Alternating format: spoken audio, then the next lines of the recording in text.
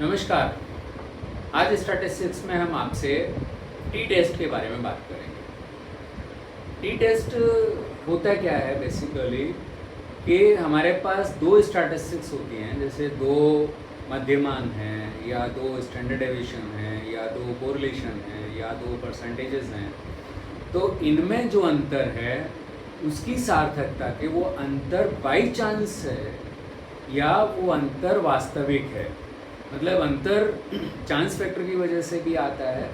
जैसे आप एक ही पॉपुलेशन से 100 सैंपल सेलेक्ट करें तो 100 सैंपल्स में जो उनका मीन आएगा वो मीन एक सा नहीं होगा, ठीक है। वो मीन नॉर्मली डिस्ट्रीब्यूटेड होगा एनपीसी के आधार पर। नॉर्मली डिस्ट्रीब्यूटेड होने का से मतलब ये है कि अगर उन मीन्स के स्टैंडर्ड डेविएशन हम निकाल लेंगे, उन मीन्स से एक स्टैंडर्ड डेविएशन निकाल लेंगे, तो जब हम प्लॉट करेंगे तो 68.26% जो मीन्स हैं वो हमारे उस एक स्टैंडर्ड डेविएशन प्लस माइनस के अंतर्गत आ जाएंगे।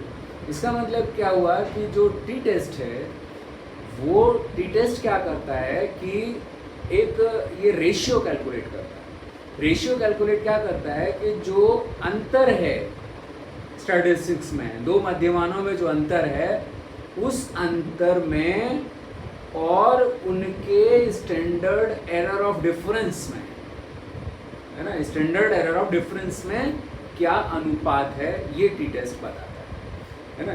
ये देखिए टी टेस्ट क्या है, ये सिग्निफिकेंस और डिफरेंस बिटवीन टू मीन्स या अदर स्टैटिस्टिक्स के लिए हम इसका इस्तेमाल करते हैं। यहाँ मैंने जो चर्चा की है आगे वो दो मीन्स में अंतर तुलना करने के लिए, वो अंतर की सार्थकता की जांच करने के लिए इसकी इस्तेमाल किया है। तो ये टी बराबर होता है मीन 1 डिफरेंस मीन 2। देखिए mean 1 difference mean 2 divided by standard error of difference. इसका मतलब ये एक अनुपात है इसके और इसके बीच में। ये मीन 1 का आपके पास दो जो मीन्स हैं, टू मीन्स हैं, वो मीन 1 कहलाएगा, एक मीन 2 कहलाएगा, और इनमें अंतर निकाल लेंगे प्लस में या माइनस में। डिफरेंस का निशान है ये, प्लस माइनस से मतलब नहीं है, हम यहाँ पे केवल डिफरेंस देख रहे हैं।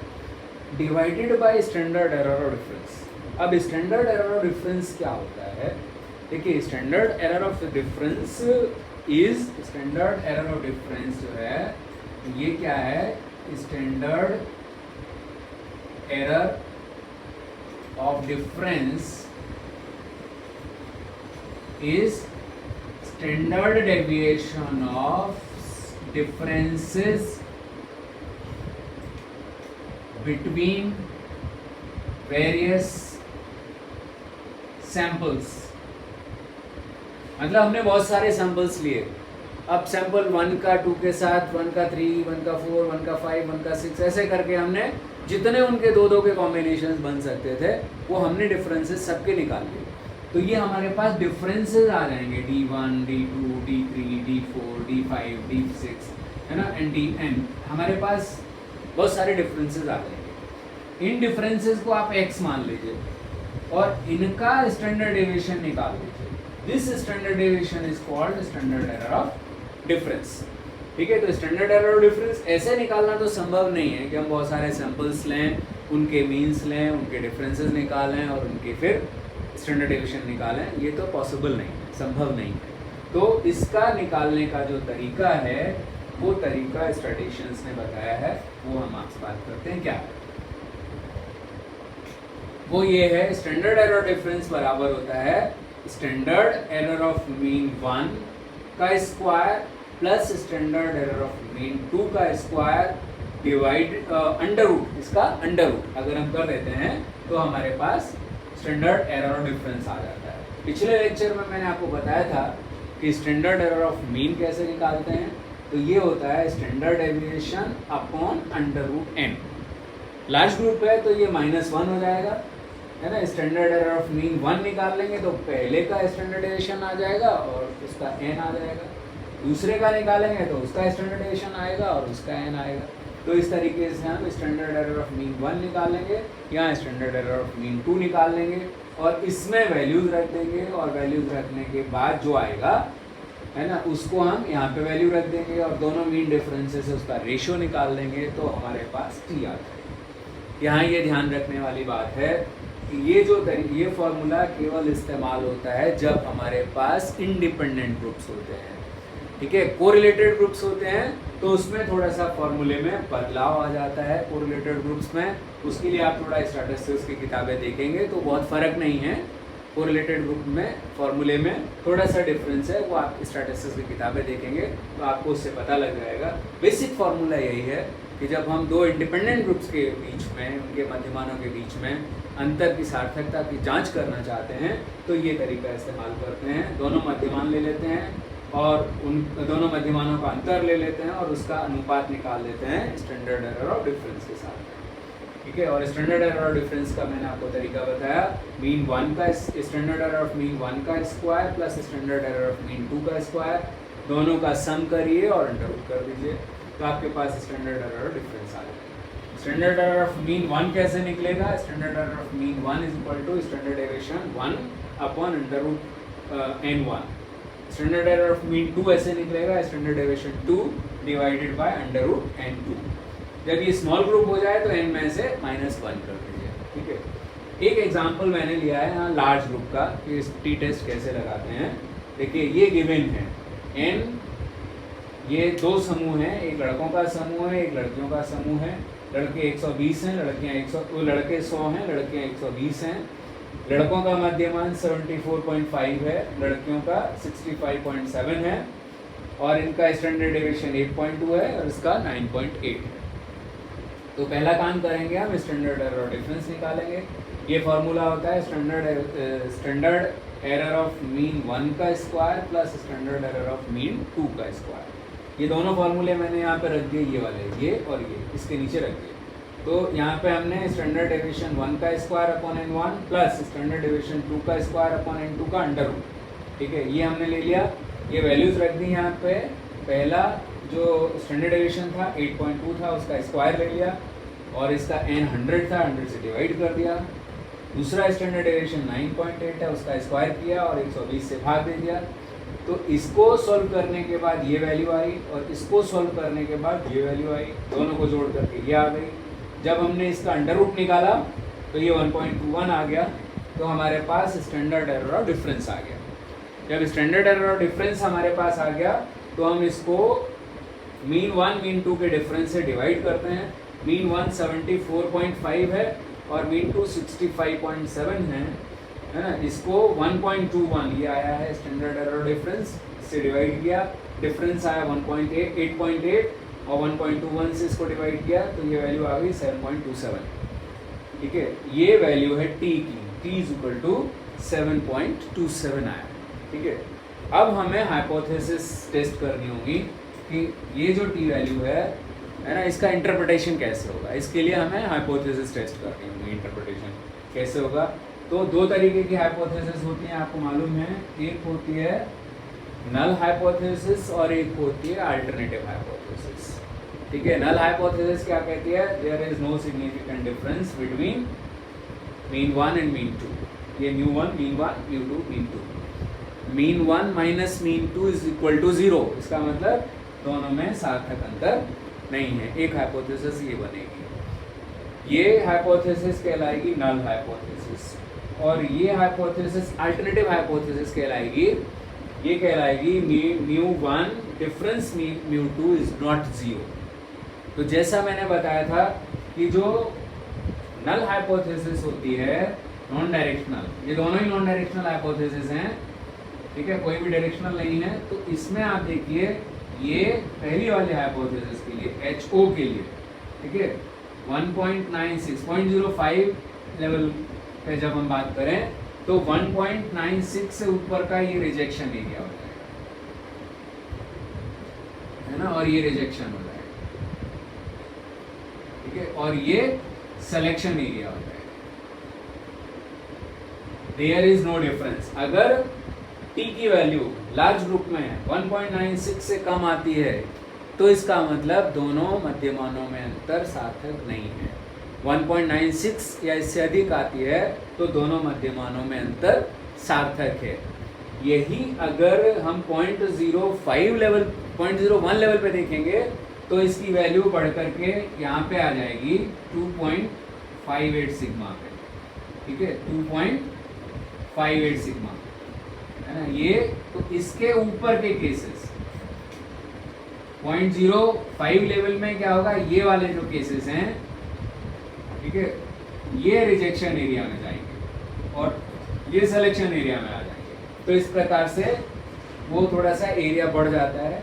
वाइस वर्सा जब हम अल्टरनेटिव हाइपोथेसिस की बात करते हैं, ठीक है, तो 1.96 सिग्मा और 1.96 सिग्मा, ठीक है, ये सिलेक्शन एरिया हो जाता है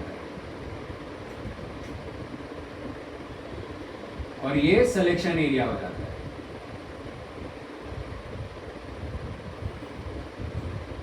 और ये रिजेक्शन एरिया होता है।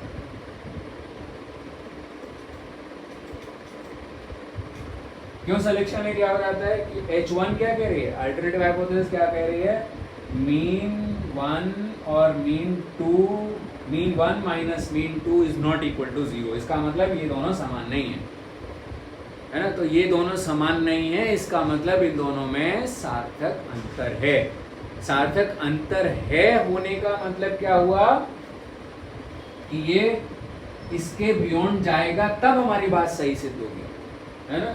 ये इसके बाहर जाएगा, अंतर है, तो इसका मतलब जो अंतर है वो बाहर जाना चाहिए। स्टैंडर्ड डिफरेंस जो है वो इस लिमिट्स के बाहर जाना चाहिए। तो अगर बाहर जा रहा है तो सेलेक्ट करेंगे हाइपोथेसिस, इसलिए सिलेक्शन एरिया कहलाता है, ठीक है। और अगर इसके बीच में रहेगा तो इसका मतलब ये हाइपोथेसिस रिजेक्ट हो जाएगी कि अंतर नहीं है। अगर इसके बीच में रहता है तो क्या मतलब निकला कि दोनों में, दोनों डिफरेंसेस में ये डिफरेंस जो है ना, वो दोनों मध्यमानों में अंतर जो है वो सार्थक नहीं है, वो लिमिट्स के बियॉन्ड नहीं जा रहा है, इसलिए वो अंतर सार्थक नहीं है। तो इसलिए ये सिलेक्शन एरिया, वो तो हमारी बात गलत सिद्ध हो जाएगी। गलत सिद्ध होने का मतलब रिजेक्ट हो गई, इसलिए ये एरिया रिजेक्शन एरिया। तो ये तो टू टेल्ड हाइपोथेसिस के बारे में होता है। वन टेल्ड हाइपोथेसिस भी बन सकती है, ठीक है। वन टेल्ड हाइपोथेसिस क्या बनेगी यहाँ पे, वन टेल्ड हाइपोथेसिस क्या बनेगी, है ना, अल्टरनेटिव हाइपोथेसिस होती है वन टेल्ड हाइपोथेसिस। ये कैसे बन सकती है, mean 1 is greater than mean 2, ठीक है। Vice versa mean 2, mean 1, mean 2, sorry, mean 1 is smaller than mean 2, है ना। ये हाइपोथेसिस बनेगी हमारी। ये हाइपोथेसिस क्या कहलाएगी, डायरेक्शनल हाइपोथेसिस। ये दोनों हाइपोथेसिस क्या है, नॉन डायरेक्शनल हाइपोथेसिस है, ठीक है। डायरेक्शनल हाइपोथेसिस को जब हम 0.01 पे देखते हैं और 0.05 पे भी देख सकते हैं लेवल ऑफ सिग्निफिकेंस पे, ठीक है। तो 0.01 लेवल का मतलब क्या हुआ कि 0.05 का 0.05 लेवल पे अगर हम देखें तो 5% केसेस हमें इधर देखने पड़े, ठीक है, और 95% केसेस हमारे इधर, मतलब एक साइड में देखना पड़ेगा। वो चाहे इधर देख, मतलब इधर देखना पड़ेगा, है ना, या हम इधर भी देख सकते हैं। जब हम कम की बात कर रहे हैं, mean 1 is greater than mean 2, तो हम इधर देखेंगे, और mean 1 is smaller than mean 2, तो हम इधर देखेंगे 5% केसेस, ठीक है। और अगर हम 0.01 के लिए देखें, अगर हम लेवल के लिए, तो इसमें क्या है कि 1% केसेस, 1% केसेस कहाँ पे लाई करेंगे, और 99% केसेस, ठीक है। तो इसके लिए आप टी टेबल देखेंगे, एनपीसी में मैंने आपको बताया था टी टेबल के, वो या एनपीसी टेबल देखेंगे, सॉरी, एनपीसी टेबल में आप ये देखेंगे 95% केसेस किस सिग्मा तक आते हैं। यहाँ का सिग्मा वैल्यू पता कर लीजिए, जिस सिग्मा तक आते हैं उतना है तो मतलब ये ज़्यादा नहीं है, उससे ज़्यादा है, अगर उसके बियॉन्ड जा रहा है तो ज़्यादा है। इसका मतलब ये एरिया सिलेक्शन एरिया हो जाएगा, ये वाला एरिया 99%, वो 95%, और ये रिजेक्शन एरिया हो जाएगा, ठीक है। इसी तरीके से ये वाला सिलेक्शन एरिया हो जाएगा, और ये रिजेक्शन एरिया होता है। ठीक है, अगर जो टी की वैल्यू है, ठीक है, 99% पे जहाँ पे आता है उससे ऊपर आ रही है, इसका मतलब हमारी हाइपोथेसिस रिजेक्ट हो जाएगी कि ज़्यादा है ना। और अगर इसके अंदर आता है, 0.01 लेवल पे बात कर रहा हूँ, तो इसके अंदर आता है इतना या इसके कम आता है टी की वैल्यू, तो इसका मतलब ये सिलेक्शन एरिया कहलाएगा, है ना। तो ये सिलेक्शन एरिया और रिजेक्शन एरिया का डिफरेंस है। ठीक है, mean 1 is greater than mean 2, इसके लिए ये दोनों लेवल्स में ऐसे देखेंगे, और mean 1 is smaller than mean 2, तो ये इधर के बजाय हम लाइन इधर खींचेंगे, माइनस में वैल्यू आनी चाहिए फिर। ठीक है, और ये वैल्यू माइनस में आनी चाहिए। फिर माइनस प्लस में वैल्यू कब आएगी, जब हम मीन 1 मीन 2 को डिफरेंस लेने के बजाय मीन 1 माइनस मीन 2 लिखेंगे, फिर हम डिफरेंस नहीं लिखेंगे। डिफरेंस हम तब लिखते हैं जबकि हम नॉन डायरेक्शनल हाइपोथेसिस टेस्ट कर रहे होते हैं। जब डायरेक्शनल हाइपोथेसिस टेस्ट कर रहे होते हैं तो मीन 1 माइनस मीन 2 लिखते हैं। तो अगर ज़्यादा होगा तो टी की वैल्यू प्लस में आएगी, कम होगा तो टी की वैल्यू माइनस में आएगी। तो इसी हिसाब से अगर प्लस में आएगी तो इधर की साइड में रिजेक्शन एरिया आ जाएगा, है ना, और इधर का पूरा सिलेक्शन एरिया आ जाएगा। जब टी की वैल्यू माइनस में आएगी तो इधर की साइड में रिजेक्शन एरिया आ जाएगा, इधर का पूरा सिलेक्शन एरिया आ जाएगा। तो इस बेसिस पर हम अपनी टी की वैल्यू को इंटरप्रेट कर सकते हैं। यहाँ ये ध्यान रखना है कि अभी जो मैंने आपको बताया है कि 1.96 या 2.58, ठीक है, ये नॉन डायरेक्शनल नल या अल्टरनेटिव हाइपोथेसिस टेस्ट करने के लिए है ना, और ये लार्ज ग्रुप के लिए है। जब स्मॉल ग्रुप हो तो स्मॉल ग्रुप में हमें क्या करना पड़ता है, एनपीसी टेबल देखनी पड़ती है, या जो टी है उसको टी टेबल में देखना पड़ता है। एनपीसी टेबल तो इस एरिया के लिए हम देखते हैं, ठीक है, टी टेबल देखते हैं, और वहाँ पे हम टी टेबल को डिग्री ऑफ फ्रीडम जो हमारी है उसके करस्पॉन्डिंग देखते हैं कि डिग्री ऑफ फ्रीडम के करस्पॉन्डिंग कि टी की वैल्यू कितनी होनी चाहिए। अगर टेबल वैल्यू से के बराबर या उससे अधिक या उससे कम आता है तो अंतर सार्थक नहीं माना जाता है, उससे अधिक टी की वैल्यू आती है तो अंतर सार्थक माना जाता है। ठीक है, तो स्मॉल ग्रुप के लिए हमेशा ध्यान रखिए कि स्मॉल ग्रुप में हम ये 1.96 वैल्यू नहीं लेंगे बल्कि टेबल देखेंगे। जैसे एग्जांपल के तौर पे मैं आपको टेबल बताता हूँ, जरा टेबल कैसे देखते हैं। देखिए, डिग्री ऑफ फ्रीडम का कॉन्सेप्ट आप जानते हैं। जैसे यहाँ पे इंडिपेंडेंट ग्रुप्स हैं तो यहाँ पे डिग्री ऑफ फ्रीडम अगर हम देखेंगे तो 120 -1 और 100 -1, इसका मतलब 220 में से 2 घटा दीजिए तो 218 डिग्री ऑफ फ्रीडम आएगी। स्मॉल ग्रुप n अगर छोटा हो, मान लीजिए यहाँ पे 25 है और यहाँ पे 20 है, तो 25 - 1 24 और 20 - 1 है ना, इसका मतलब 19। तो 19 और 24 44, वो 43, इसका मतलब 43 डिग्री ऑफ फ्रीडम कहलाएगी। तो डिग्री ऑफ फ्रीडम पहले हम कैलकुलेट कर लेंगे ग्रुप 1 का n ले करके और ग्रुप 2 का n ले करके, और उसके बाद हम टी टेबल में देखेंगे कि क्या सिग्निफिकेंट होने के लिए वैल्यू कितनी होनी चाहिए। तो टी टेबल ये देखिए, ये आपको किताब अगर दिख रही होगी इसमें, ठीक है, तो ये डिग्री ऑफ फ्रीडम है। ठीक है, अब मान लीजिए हमने कहा 43 डिग्री ऑफ फ्रीडम, तो 45 है नियरेस्ट, 40 है या 45 है। तो अगर हमारी हाइपोथेसिस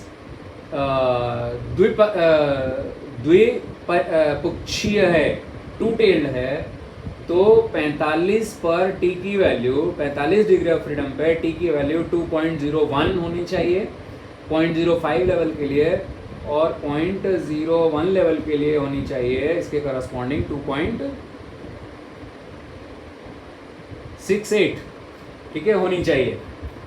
इसी तरीके से जब एक डायरेक्शन की हाइपोथेसिस हो, एक पुच्छीय परीक्षण हो, वन टेल्ड हाइपोथेसिस हो, ठीक है, तो उसमें ये हम 45 की डिग्री ऑफ फ्रीडम पे यहाँ देखेंगे तो 0.05 ये लिखा है, वन टेल्ड हाइपोथेसिस के लिए 0.05 की जो टेबल वैल्यू है दैट इज़ 1.68। अगर 1.68 सिग्मा या इससे अधिक आता है तो अंतर सार्थक है, इतना या इससे कम आता है, इतने से कम आता है तो असार्थक है। 0.01 के लिए ये वैल्यू बढ़ कर के हो जाती है 45 पे 2.41, ठीक है। 2.41 कम से कम इतनी वैल्यू होनी चाहिए अंतर को सार्थक होने के लिए। तो इस प्रकार से जो टी हमारे पास वैल्यू आती है उसको हम टी टेबल में देखते हैं डिग्री ऑफ फ्रीडम के करस्पॉन्डिंग, है ना, और तब हम हाइपोथेसिस को टेस्ट करते हैं कि हमारी हाइपोथेसिस जो है वो सेलेक्ट होगी या रिजेक्ट होगी। और ये ध्यान रखिए कि स्मॉल ग्रुप में तो हमें टेबल देखना ज़रूरी हो जाता है, लार्ज ग्रुप में हम 1.96 और 2.58 ले सकते हैं, लेकिन लार्ज ग्रुप में भी हमें वन टेल्ड हाइपोथेसिस के लिए क्या करना होगा वो हमें याद रखना थोड़ा मुश्किल होता है। 1.96 और 2.58 तो याद रहते हैं, बहुत इस्तेमाल में आते हैं, लेकिन अगर वो मतलब लार्ज ग्रुप है और वन टेल्ड हाइपोथेसिस है तो लार्ज ग्रुप हम ये मान के चलते हैं कि 500 मान लेते हैं या इनफाइनाइट पे मानते हैं। तो एक पुच्छीय जो परीक्षण है उसके लिए टेबल वो कैलकुलेटेड वैल्यू 1.65 या इससे अधिक होनी चाहिए 0.05 के लिए, और 0.01 के लिए 2.33 या इससे अधिक होनी चाहिए, है ना। तो 0.01 लेवल पर भी वो हाइपोथेसिस जो हमारी वो टी है ना, वो सिग्निफिकेंट हो जाएगा, अंतर जो है वो सार्थक हो जाएगा। तो लार्ज ग्रुप के लिए भी हम वो वन टेल्ड हाइपोथेसिस के लिए भी टेबल देखना ठीक रहता है, क्योंकि याद रखना मुश्किल है। अगर आपको याद रहता है इनफाइनाइट पे 1.65 और 2.33 है वन टेल्ड के लिए तो वेल एंड गुड, कोई दिक्कत नहीं है। और अगर नहीं याद रहता है तो टेबल देखिए, ठीक है।